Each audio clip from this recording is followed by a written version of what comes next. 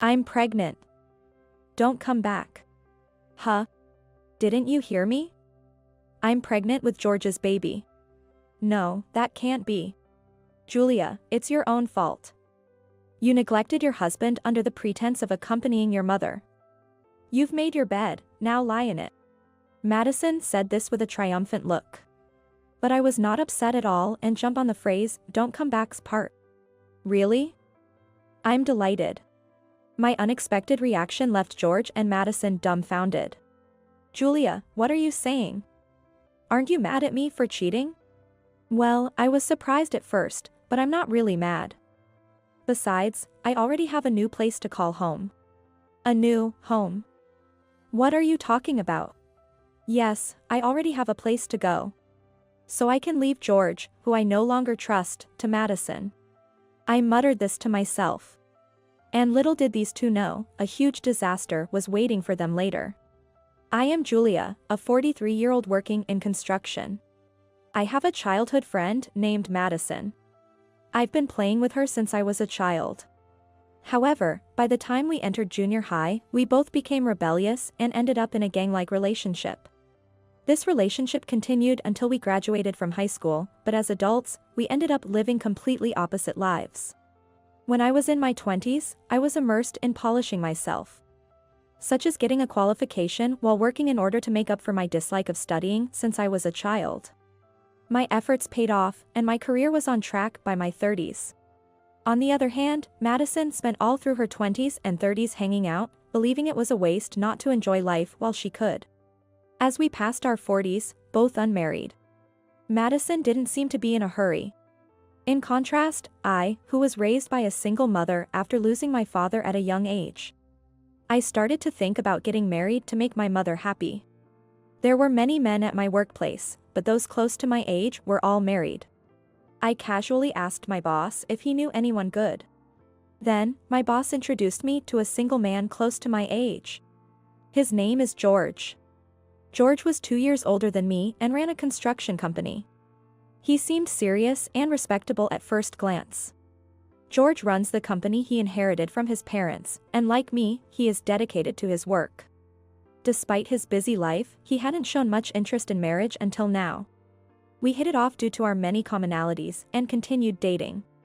A year after we met, we promised to marry each other. I shared the news with Madison. Really? That's great, Julia. Congratulations. Thank you. I'm sorry I'm getting married before you. Don't worry about it. Just be happy. Madison was happy for me. Thank you so much. You must come to the wedding. Yeah, I'm looking forward to it. Having informed Madison, all that was left was to prepare for the wedding. Tomorrow, I will be visiting George's family home for the first time. I was excited and thrilled. However, I would later learn that this joy was only temporary. The next morning, I got ready with great enthusiasm. I wondered what George's family home was like. Although it's called his family home, George's parents have already passed away. So, the family home refers to the house where George is currently living alone. Nonetheless, I was very curious about the environment George grew up in. I had wanted to visit George's house before, but he never invited me. George's house seems to be quite far from mine, located at the foot of a mountain. I have a car, so I thought about going there directly after asking for the address. But George insisted on picking me up because the place was hard to find. While driving, George said somewhat sheepishly, "Well, it's quite rural, so you might be surprised." No, I prefer quiet environments over bustling places. If it's rural, maybe it's serene? I'm really looking forward to it. I said this to lighten the mood, but George seemed hesitant. As if he didn't want me to get my hopes up too much. But for me, it was exciting just to think about the place where the person I love lives. Just thinking about it was nothing but exciting. The car drove for over an hour after entering the neighboring county. I headed into a dimly lit bamboo grove. It was far from the idyllic countryside I imagined. Then, the car stopped in a place that felt like a creepy, abandoned site. "We're here. This is my house." I was let out in a garage surrounded by piles of rubble. In front of me an old house that seemed to be over 100 years old stood. Is this your house? Yes, this is my home. It's a bit old but well built. I stood there with my mouth agape, looking around every corner of the house. The site was large, but the building was a small wooden bungalow. I naively thought that he would move out after getting married. However, George's next words took me by surprise. Come on in. This is the house we'll be living in together from now on, so feel free to make yourself at home. Excuse me? Living in this house forever after getting married? Feeling faint, I asked George. Are we going to live here? It's nearly a 2-hour drive from my work. What? Julia, you can just quit your job after we get married. My earnings are more than enough for us to live on. I was shocked by George's unexpected words. We had discussed our careers before, but he had never mentioned wanting me to quit my job after marriage. But I told you I love my job. Why would you decide on your own that I should quit without discussing it with me? When I pressed him, George looked puzzled and replied. Isn't it common sense for a woman to quit her job and stay home once she marries a man with a good income? My mother did the same. So I thought it went without saying. I was dumbfounded with my eyes wide open. I never imagined there would still be men with such old-fashioned views today. This place is not only far from my work but also from my family home. I currently live with my mother, and moving so far away would be inconvenient in many ways. I wanted to discuss this, but my mind went blank and I couldn't find the words. And this house. Although it's an old house with a solid structure, parts of the walls were crumbling, and the floors creaked as I walked. The bathroom and toilet are outdated, and there are few rooms, which would be inconvenient if we had children. Can we really live in this house forever? Seeing my anxious expression, George tried to reassure me. Don't worry. It might take some getting used to at first, but old houses have their charm. You'll come to find it comfortable. No, that's not the issue. I wanted to say, but I couldn't find the words. For now, I decided not to say anything and asked George to take me home before it got too late. You should stay here tonight since it's so far away. George said casually, but I was in no mood to take up his offer. That day, I went to bed early and lay in bed thinking. Right, even though I initially agreed to live in George's family home, we could always move eventually. Having worked all this time, I have some savings, and of course, George should have enough money to build a new house too. I decided to discuss this with George the next time we met. On my next day off, I brought up the idea of a new house with George. However, he didn't seem keen on the idea. Why? It seems like such a waste to move when we already have a house. George had already set his mind on living in his own house. I wondered if it was selfish of me to care about the convenience of getting to work or living closer to my family home. I felt a rising irritation. Yet, I didn't fall out of love with George, and we got married as planned. Indeed, considering his status as a construction company owner, our wedding was a grand affair. Of course, Madison attended too. Madison, looking flashy and youthful, stood out at the venue, attracting attention from the men. Even George, the groom, asked if that beautiful woman was my friend. Though I was the bride, I felt a tinge of jealousy towards Madison. Somehow, the wedding went off without a hitch, and our married life began. George was content with living leisurely in his familiar home. Reluctantly, I quit my job to focus on home life, but something felt amiss. So, I had been planning something. One day, I received a call from the hospital where my mother was a regular patient. According to the hospital, my mother had suddenly become ill and needed to be hospitalized. I rushed to the hospital and entered my mother's room. Mom, are you okay? Julia, I'm sorry to worry you. My mother's complexion was very poor. Upon asking the doctor, it seemed her condition was serious, and she would need a long hospital stay. I decided to stay with my mother for a while and went back home to pack my things. I told George the first needed to be with my mother for some time. But George didn't seem too worried about my mother.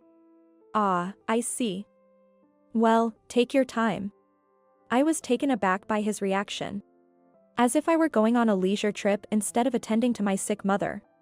Yet, George seemed annoyed by my expression. What? Why that look? Did I say something wrong? No, it's nothing. Thinking about it, George was raised in a wealthy family. Expecting him to understand might be asking too much. So, I didn't argue further and quickly returned to the hospital. It's been almost 3 months since my mother was hospitalized. Her condition remains the same, and she still needs my support. What bothers me more is that George has not visited even once. Is he still holding a grudge because I frowned at his words? If that's the case, it's incredibly petty. My mother, lying in her bed, looked at me with concern. Julia, is George okay? Don't worry about me, maybe you should go back home to him. It's okay, Mom. I do go home occasionally. I said this to avoid worrying her further, but to be honest, I was anxious. For about the first month, I indeed went back home to check on things. However, George was in a bad mood and wouldn't even speak to me. After finishing chores like cleaning and laundry, I would just head back to the hospital. Eventually, I started to feel as if George was managing the household chores on his own, and perhaps I wasn't needed at home. At night, when my mother was asleep, I would lie awake, thinking about various things. Is it really okay to continue like this? Months passed by. During this time of contemplation, I received a phone call. When I looked at my phone, it was a call from Madison. Hello? Julia, it's been a while. I was just wondering how you've been, so I decided to call. Madison, it really has been a long time. How have you been? Hearing Madison's voice after such a long time made my heart leap with joy. However, I felt a slight hesitation in her response to my question. Yeah, I'm doing fine. Oh. I see. Somehow, the atmosphere felt tense, and I wasn't sure what to say next. Then, Madison started the conversation. Hey, when are you coming back home next? Excuse me? I hadn't told Madison that I was currently away from home, taking care of my mother. So, I was puzzled as to why she would ask such a question. But since she had reached out after so long, I tried to remain calm and asked her. What's up, Madison? Did you call because you needed something? No, nothing in particular. I just wanted to hear your voice. While she was talking, I heard a man's voice in the background saying, Hey, Madison, which sounded oddly familiar. Upon hearing that voice, Madison exclaimed, Oh, and hurriedly ended the call. That voice, could it be? A shiver ran down my spine. It had been over 3 months since I stopped returning home. A bad feeling started to creep over me, so I decided to go home the next day. The following day, after the morning rounds at the hospital, I rushed home. Since it was Sunday, George should be at home. When I arrived by car, I noticed a bright red sports car parked in the space where my car should be. This car, it looked familiar. Upon unlocking the front door and entering, I saw a pair of stylish high heels in the entrance. It seemed my premonition was correct. George, are you here? As I called out from the entrance, George appeared with wide eyes. Julia, why are you back all of a sudden? At least give me a heads up before returning. Why? These shoes and the car in the garage. Aren't they Madison's? Yeah. Madison just happened to stop by. George tried to smooth over the situation, but he was clearly flustered. Then, Madison emerged from the back, wearing a casual dress. Don't come out, George said to Madison, but she appeared nonchalant. Why not? There's no need to sneak around. We have to talk about it eventually, right? Madison seemed defiant. Without any sign of remorse, she stood boldly in front of me. Madison, usually so stylish, was wearing a simple dress that covered her ankles. Almost like a maternity dress.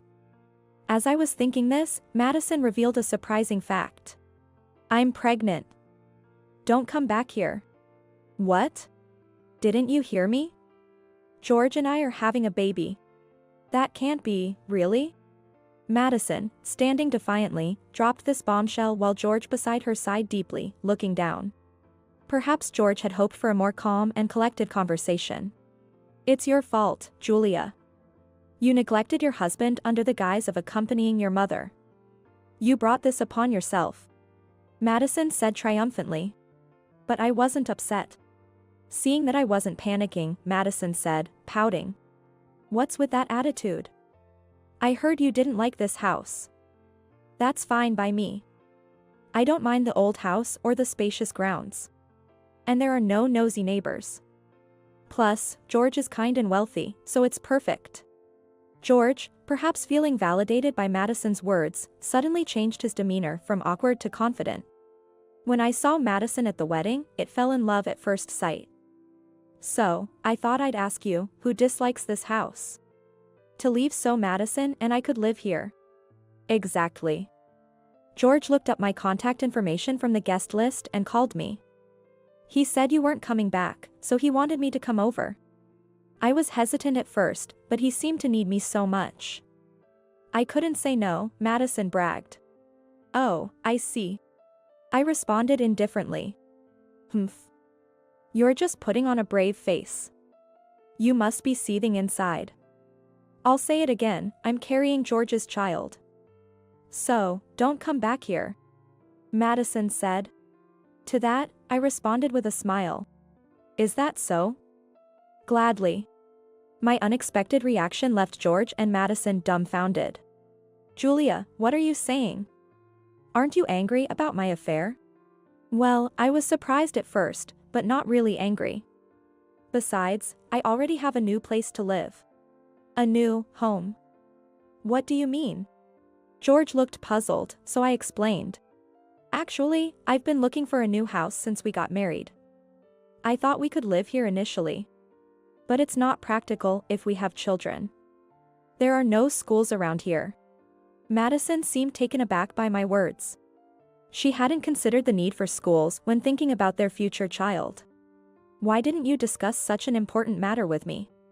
Because you said you didn't want to move out from here.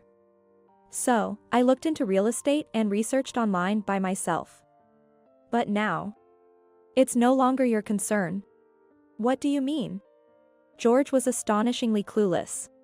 Despite his affair and getting Madison pregnant, he seemed to think we could still move together. I continued calmly. Since you've chosen Madison and are expecting a child with her, you should just live here with her. You can afford to send your child to a distant private school and drive them every day. George seemed to accept my words with nods of agreement.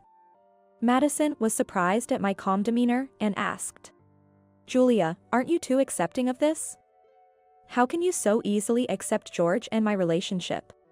No, I've just lost my trust in George, who never once visited my seriously ill mother in the hospital. So, I've decided to live with my mother in the new house. We've arranged for home nursing care from the hospital. Aren't you really angry about the affair? You won't demand alimony later, will you? George was still only thinking about himself. A true product of a sheltered upbringing. Don't worry. I won't do anything underhanded. I said with a slight smile. I knew that without my intervention, these two would face their own significant challenges later on. Then George and I divorced. And I moved to the new house with my mother. The new house, made barrier-free, allows my mother to recuperate comfortably. It's close to the hospital, so help is readily available if needed, which gives me peace of mind. George was living his newlywed life with Madison in that house.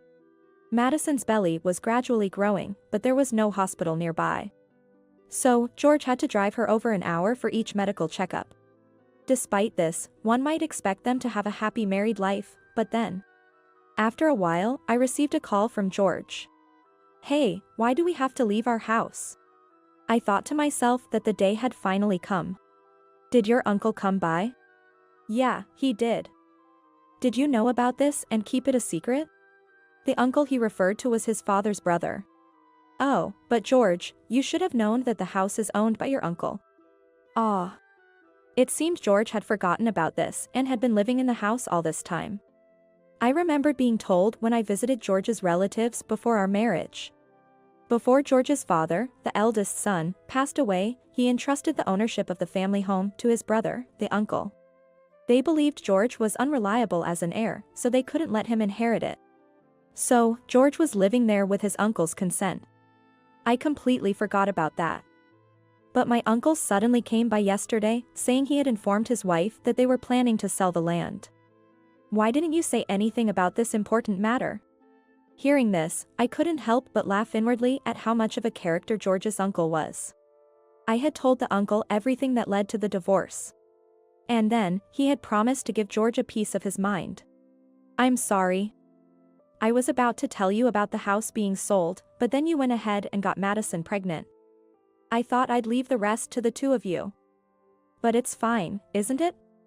You have enough money to move anywhere, right? Ah, well, about that. George's voice suddenly darkened. I knew what he was about to say, but I pretended not to know and asked him. What's wrong? I've been demoted from the position of president. My uncle said the employees wouldn't follow me because I'm unreliable. He told me to start over as a regular employee.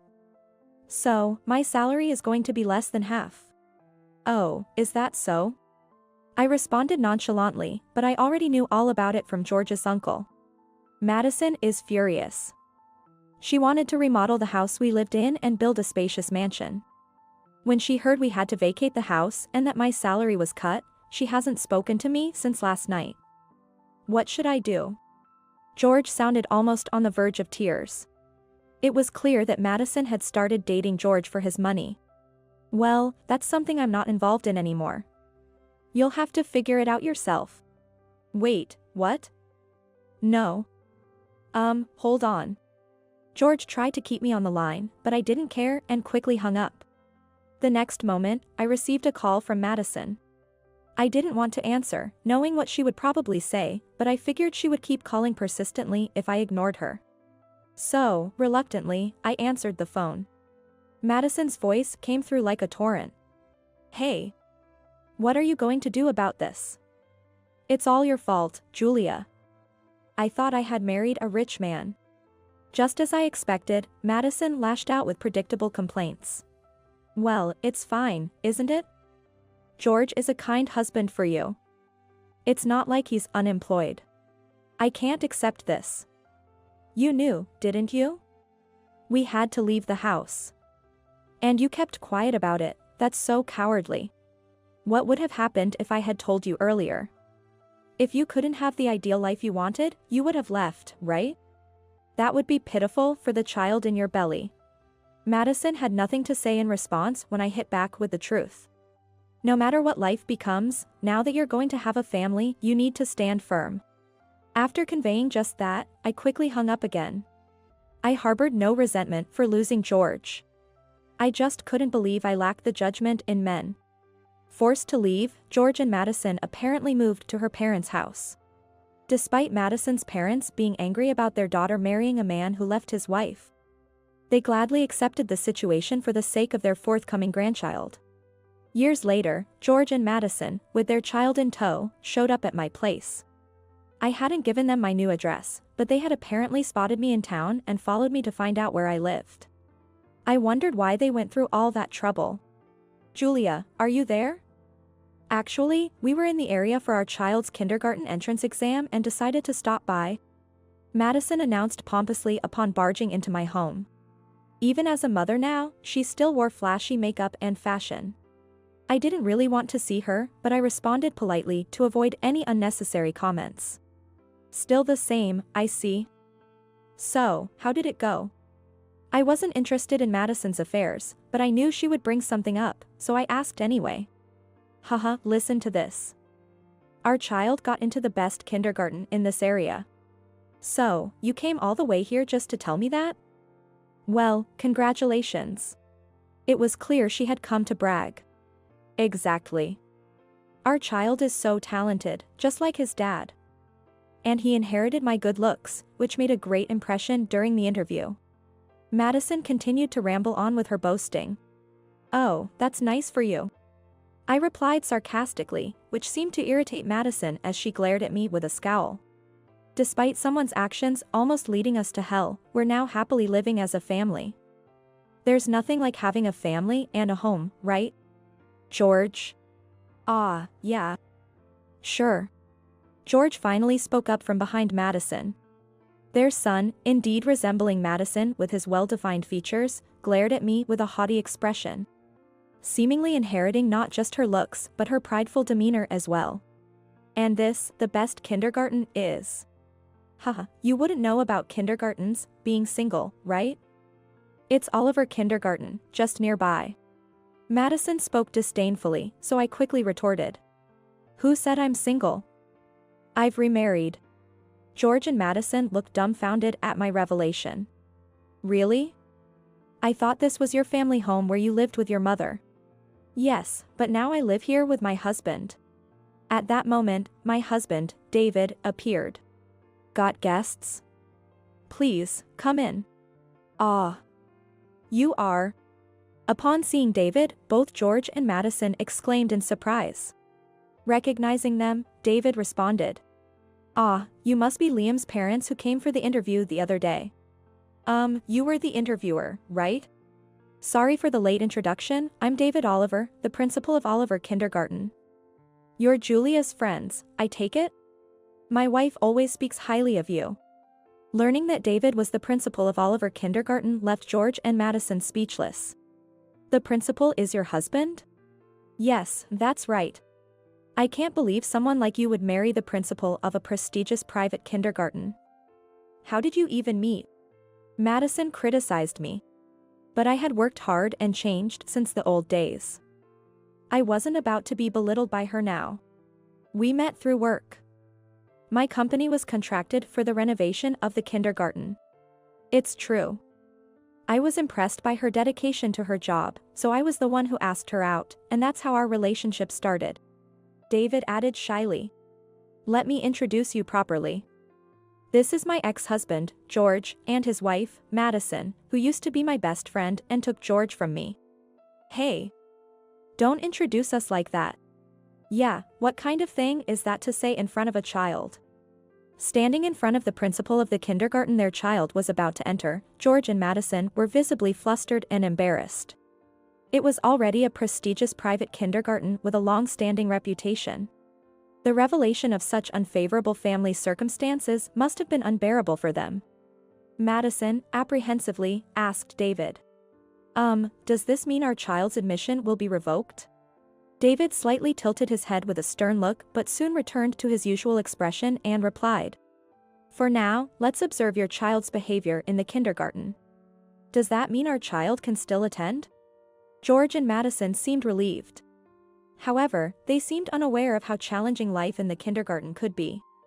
Life at the kindergarten turned out to be a disaster for George and Madison. This was because our kindergarten had a strong community among the parents. And even a hint of negative gossip could spread quickly. Thus, rumors about Madison stealing her husband from the principal's wife spread like wildfire. Most parents were strict about their children's education, so George and Madison were quickly ostracized. Their situation affected their child. Liam, who became isolated from his peers and cried every day, wanting to leave the kindergarten. Eventually, they had to withdraw from the kindergarten, and the family disappeared from our lives. Later, David heard from another kindergarten principal one news. George's family had transferred Liam to a public kindergarten. However, the same rumors spread there too, making their local standing increasingly uncomfortable. Eventually, George and Madison left Liam. Lately, it seems that Madison's parents are the ones attending kindergarten drop-offs, pickups, and events. Madison's parents, who were well-liked in the neighborhood, attended kindergarten events and ensured Liam could attend without issues. Even Madison's parents, who had been indulgent, seemed to have given up on her, deciding to raise Liam as his guardians. I was concerned for Liam, but hearing this from David, I felt relieved. Sometime later, Madison's parents came to apologize. We're sorry for coming so late. We wanted to bring Madison, but she absolutely refused. Is Madison back at home? I was surprised to hear Madison was at home, having heard that the couple was missing. According to her parents, George and Madison, unable to endure poverty, divorced, and only Madison returned home. Yet, Liam doesn't see her as a mother, and she's ignored at home.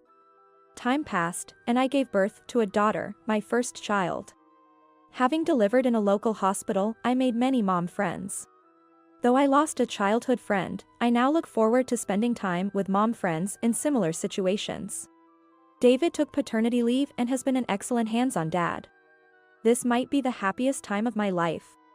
No, I intend to continue enjoying parenting with good family and friends around. I want to pour all my love into raising my daughter just like my mother did for me. Even if there are times when I head in the wrong direction, like my daughter. I'll trust in my family, the people around me, and above all, myself. Vowing to live a strong life as a mother.